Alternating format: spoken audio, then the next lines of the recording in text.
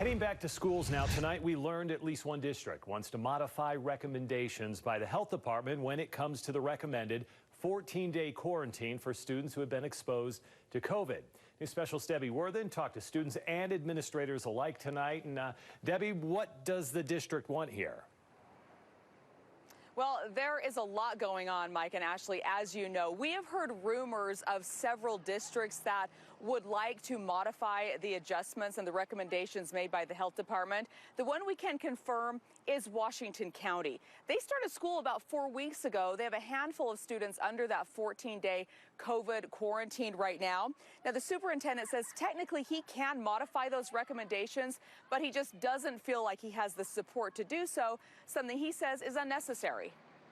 We want to comply, but we also want to be reasonable. Washington County Superintendent Larry Bergeson says it's tough to know the right decision to make. I think we've reached a point that we would like the opportunity to exercise modified requirements that allow us to have a little more flexibility, a little bit of freedom. They just said, I can come back September 9th. In Jordan District, Ben Steppen doesn't have COVID, but he's stuck at home for 14 days. I just got a call from the school.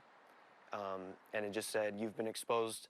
You sat next to somebody that has tested positive for COVID-19. I just went and got tested, and I came back negative. Bergeson says in Washington County, he would like to take that negative test result and move to get the student back in class. If you were to have a negative test, show no symptoms for 48 hours after that negative test, be checked, monitored closely, temperature checked, symptom checked, at home and at school, then be allowed to return to school and participate in the associated activities of school. The school year has been a challenge, and it's been all hands on deck at the Utah State Board of Education.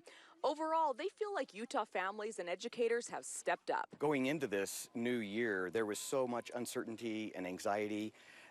But what we found when the schools opened, that kids were excited to be there, teachers were excited to be there. One goal for the board was to let schools and districts make most of the decisions based on their needs. We wanted to put as much local control as we could in the hands of those local districts, because what matters to one school district maybe in southern Utah may not apply to a district up in northern Utah. But for Bergeson, he says it's not that simple. There just seems to be a lot of pressure.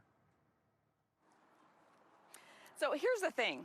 Technically, Bergeson can make those modifications. He doesn't necessarily need further approval. The health department says that's up to him.